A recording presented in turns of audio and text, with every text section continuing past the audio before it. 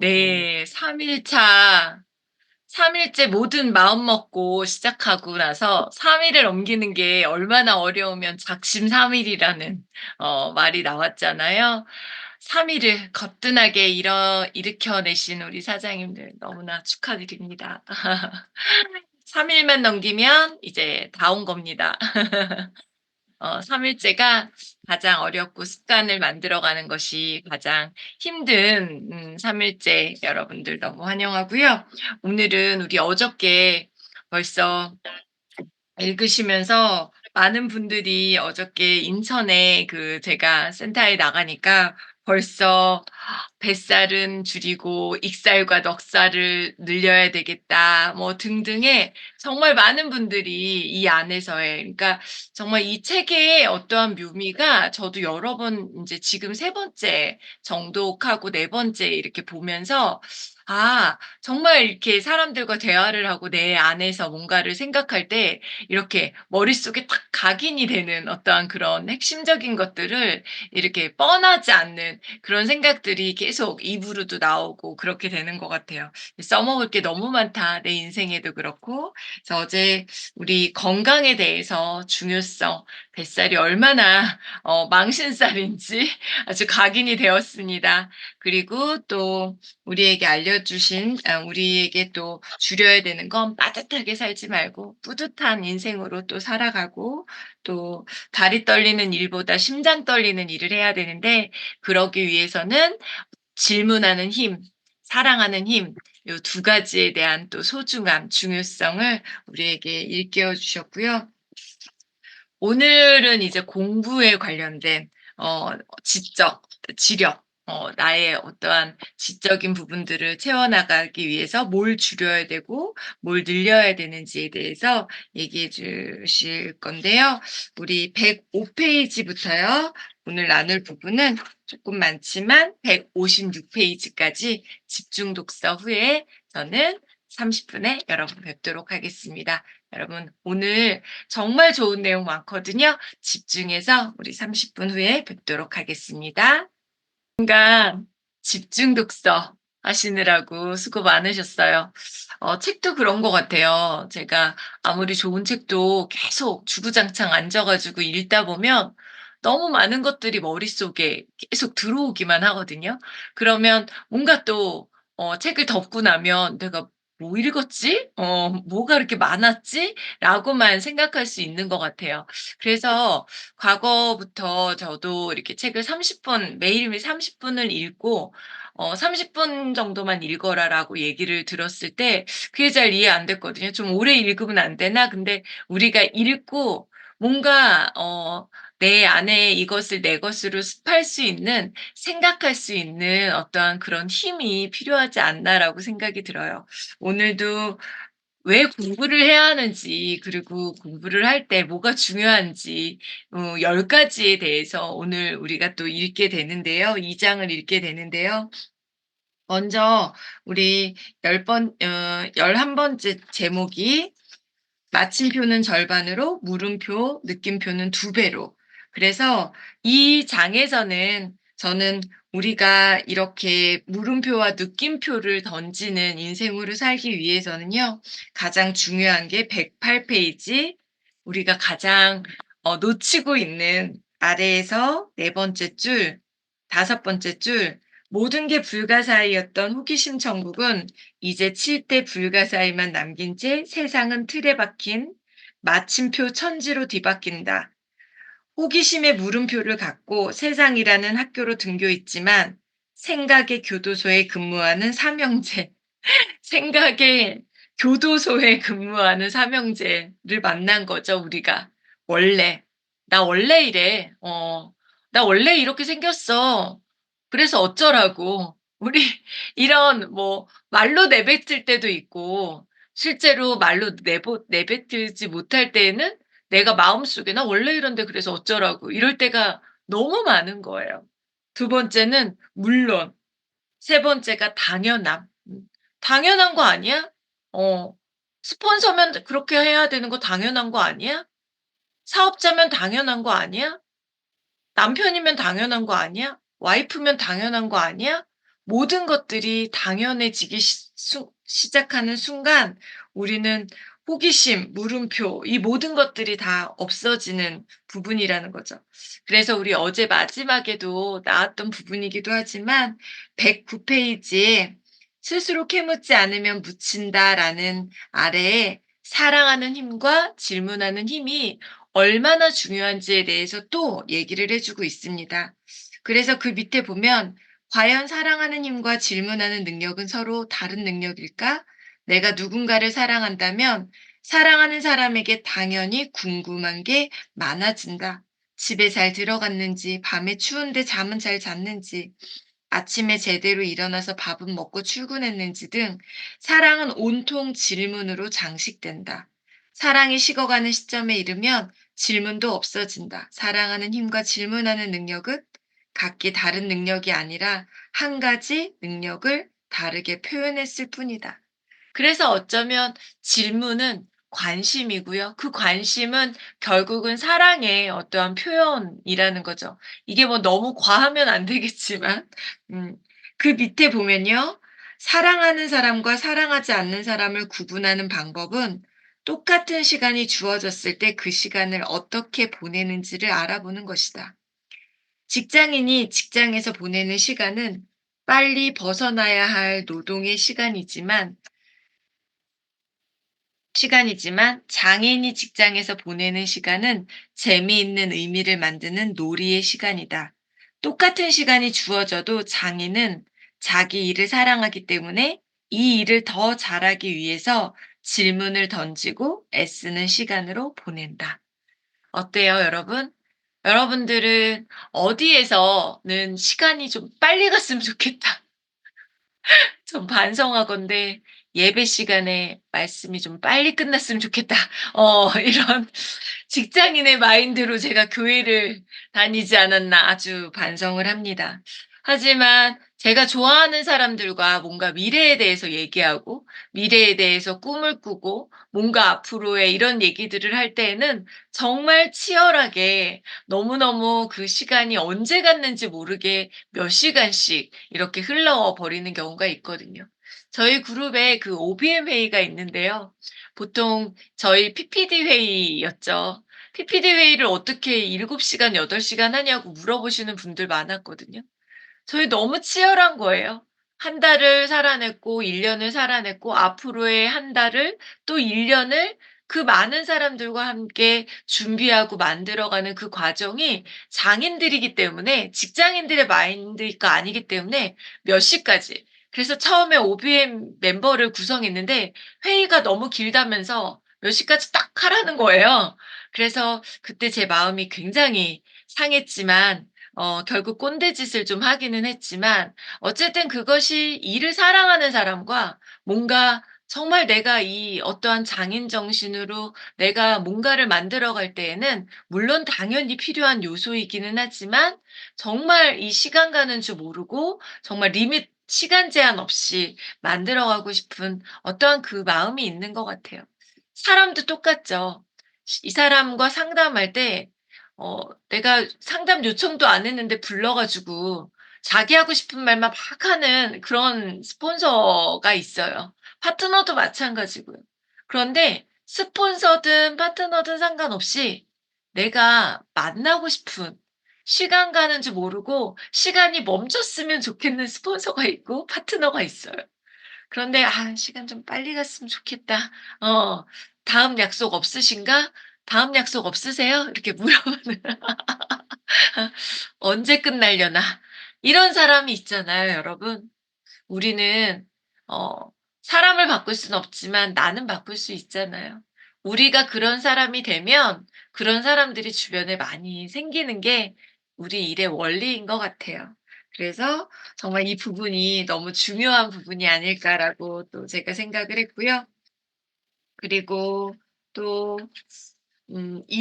12 장에서도 중요한 부분들이 많이 나왔는데 결국은 마주침을 두 배로라는 부분에 있어서는 이런 것 같아요. 제가 전체적으로 보면 어제와 다른 마주침을 맞아야 색다른 깨우침도 생긴다. 그래서 우리가 세 가지 어떠한 그 통찰을 바꾸기 위한 세 가지 체험을 하기 위해서는 114 페이지에 나와 있죠. 아래에서 세 번째, 첫 번째, 내가 반복하는 체험을 바꾸어야 한다.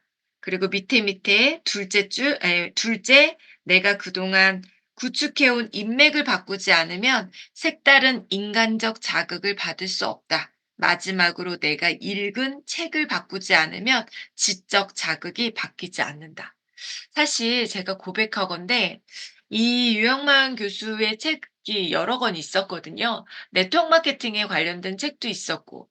그런데 좀 너무 단어 가지고 너무 이렇게 요렇게 저렇게 좀 얘기하는 것 같아서 저는 단어도 많이 알지 못하는 사자성어 뭐 이런 거 모르는 사람이다 보니까 '아 너무 말 가지고 이렇게 단어 가지고 이렇게 얘기하나?' 뭐 이런 생각이 들기도 하고 '그냥 재밌게 이걸 표현하나?'라고 생각을 했었거든요. 그런데 제가 이 2분의 1 이라는 책을 두 번째 읽으면서 이게 단순히 어떤 언어에 대한 부분들이 아니라 삶의 어떠한 너무 그 인사이트 통찰력을 주는 그런 부분들이 너무 큰 거죠.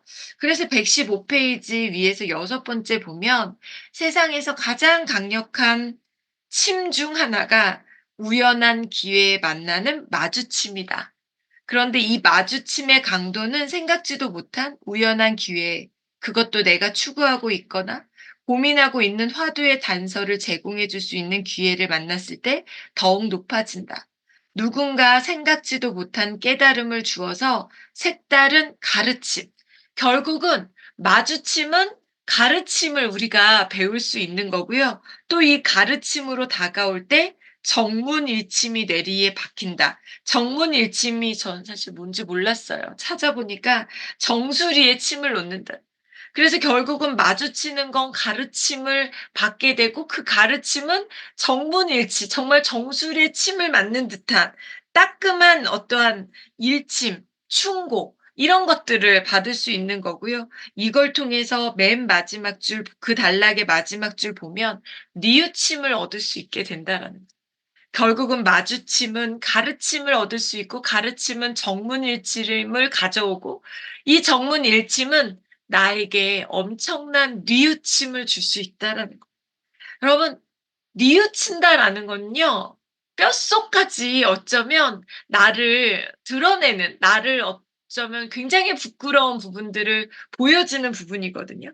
그래서 115 페이지 아래에서 네 번째 줄에 뉘우침은 누군가 나에게 강제로 침을 놓는다고 맞을 수 있는 게 아니라 스스로 자신의 과오를 반성하고 앞으로 동일한 실수가 반복되지 않기 위해서는 어떻게 해야 되는지를 대우각성할 때 꽂히는 침이다. 뉘우침은 자세를 낮추고 문제의 원인을 여러분 너무 중요한 부분이 밖에서 찾기보다 내 안에서 찾으려는 노력이 전개될 때나 때문에 안 되었다고 불평불만을 늘어놓기보다 덕분에 오히려 잘 되었다고 반성할 때 더 효력이 배가 된다. 인생을 바꾸는 대단한 비결은 없다. 지금 나와 스쳐 지나가는 순간적 마주침에서 깨우침을, 지혜를 포착하는 것이다. 저는 이 부분이요. 전 진짜 뉘우칠 게 너무 많은 인간이잖아요. 정말 매일 자제력 1도 없고 정말 제가 얼마 전에도 자제가 안 돼서 엄청난 진짜 많은 이들에게 민폐를 끼쳤던 일이 있거든요. 진짜 이 모든 문제를 '왜 나를 안 말렸어?' 이게 아니라 내 안에서 내가 왜 자제를 못했는지를 뉘우치고 그거에 대해서 내 문제를 내 안에서 반성할 때 근데 많은 사람들은 자꾸 남에게서 이 문제를 해결하려고 하다 보니까 답이 없는 거예요. 해결점이 안 나온다라는 거죠. 그래서 결국은 정말 이 마주침이라는 부분은 뉘우침이라는 거고 이 뉘우침은 결국은 내 안에서 내가 밖에서가 아니라 내 안에서 찾아가야 된다라는 내용을 우리에게 또 얘기해 주고 있습니다.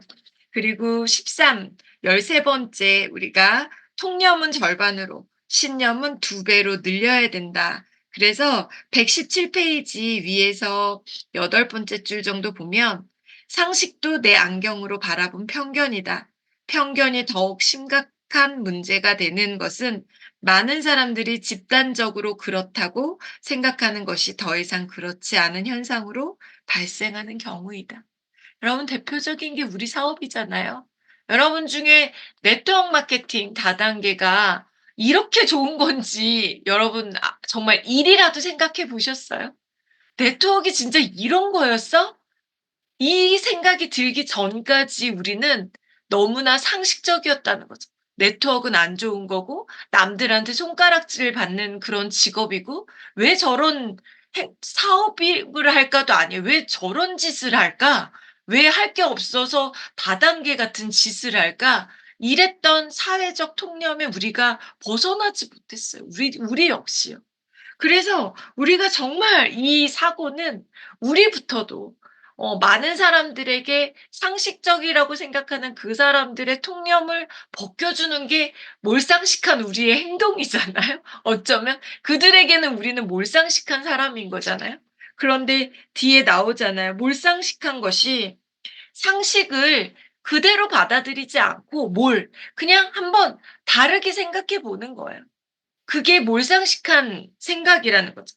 그래서 우리가 결국은 이 모든 것이 상식을 벗어나기 위한 공부하는 과정에 대한 얘기들을 이 또 책에서 얘기를 해 주고 있습니다.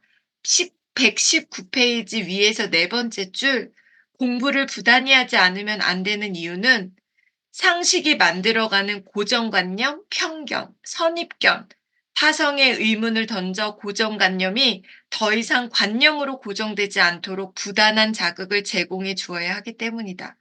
편견과 선입견의 근본을 파고드는 질문을 던져 정당한 의견을 만들어 갈 수 있는 문제의식을 배우는 과정이 공부다. 공부를 하지 않으면 안 되는 또 다른 이유는 아무런 문제의식 없이 타성에 젖어 살아가려는 생각의 중심을 죽비로 내려치면서 틀밖의 사유를 즐기기 위해서이다. 어때요, 여러분? 공부 꼭 해야 되잖아요.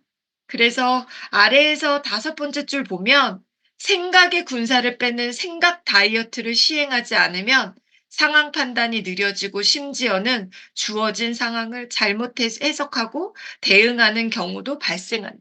나 원래 그래. 이 생각, 내가 가지고 있는 원래 내 머릿속에 이 정말 독소 같은 이 생각들을 다이어트 빼내지 않으면. 그래서 여러분 올해 제 원어드가 다이어트거든요.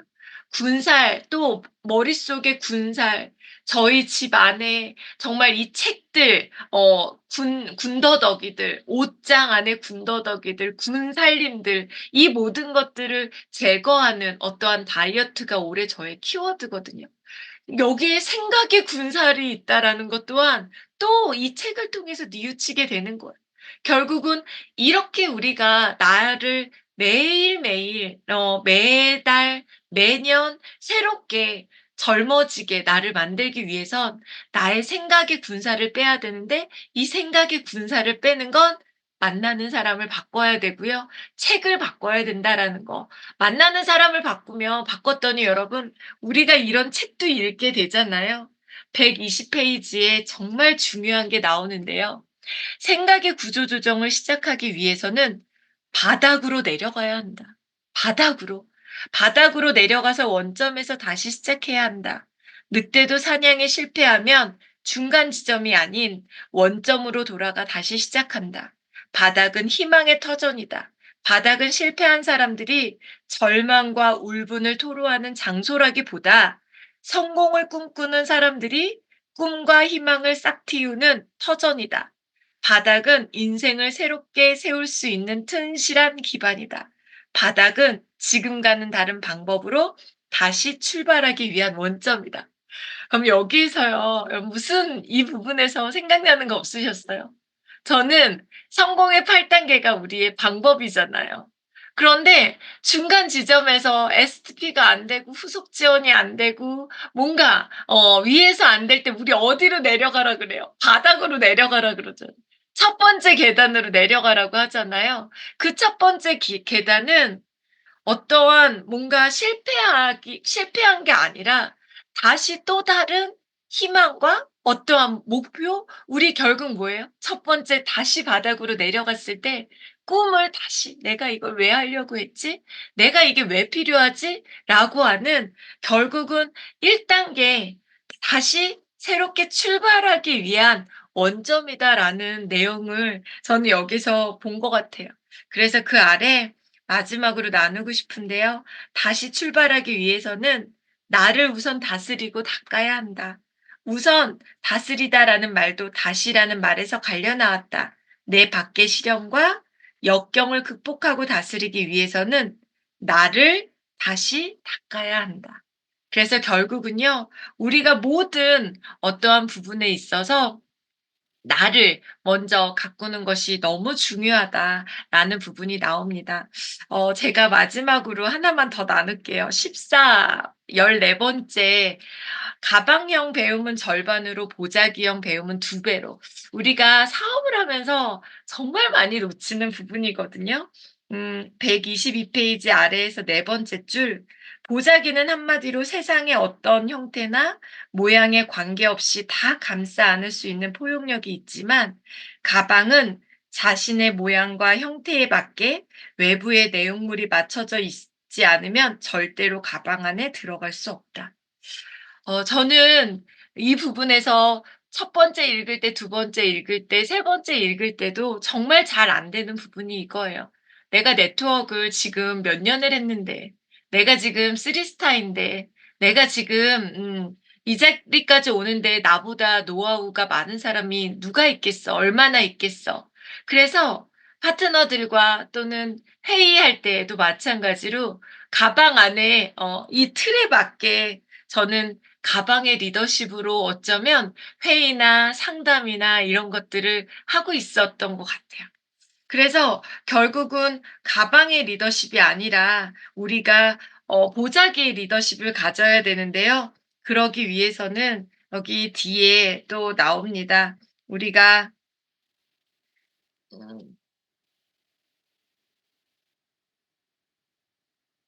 123 페이지에 아주 중요한 부분을 말씀드리고 싶은데요. 10번째 123 페이지 10번째 줄 가방은 또한 아무런 기능을 발휘하지 않을 때에도 본래 모습을 그대로 유지하면서 일정한 공간을 차지하지만 보자기는 어떤 목적을 달성하기 위해서 사용되기 이전에는 일정한 공간을 차지하지 않고 조용히 자신의 쓰임을 기다린다. 즉, 가방은 자신의 모습을 드러내면서 공간을 차지하고 있지만 보자기는 공의 상태로 자신의 모습을 드러내지 않는다. 와, 저는 이 부분을 보면서 보자기는 지금 저희 서랍에 한 10 장이 소리 없이 조용히 자리도 차지하지 않으면서 쓸 때 정말 절묘할 때 그리고 크기에 상관없이 가장 사랑하는 또 엄마가 좋아하는 보자기 어 모르든 겉에 한 번 더 싸서 정말 그것을 동염해 주는 그게 결국은 우리가 필요한 리더십. '나 잘났네.' 쓸모없을 때에도 공간 차지하고 특히 제가 몇 개 갖고 있지 않은 이 명품 백 중에요. 1 년에 몇 번 들지도 않는데 기스 날까 이사할 때 가장 애물단지고요. 가장 저를 불편하게 만드는 존재예요. 어 우리 사업에 있어서도 너무 중요한 것 같아요. 내 공을 드러내지 않고 정말 내 파트너들, 내 그룹을 감싸 안고 필요할 때 또 내가 빠져줘야 될 때는 조용히 내 임무를 기다리고 내야 할 일들을 묵묵히 수행해 나가는 이 보자기형 리더십이야말로 정말 멋진 리더십이 아닐까라는 생각을 오늘 또 하게 됩니다. 여러분들과 나누게 되고요. 저도 오늘 또한 보자기의 리더십으로 가방이 아닌 보자기의 리더십으로 또 오늘 하루를 멋지게 또 마침표가 아니라 물음표를 던질 수 있는 질문들을 많이 할 수 있는 그리고 스쳐 지나가는 인연이 아닌 진정한 어떠한 진한 뉘우침을 서로 줄 수 있는 그런 만남을 오늘 또 많이 기대하면서 내일 3 장으로 우리 뵙도록 하겠습니다. 우리 사장 오늘 하루도 멋진 하루, 보자기형 같은 그런 하루를 만들어 가시기 바랍니다. 그럼 사랑합니다. 내일 뵙겠습니다.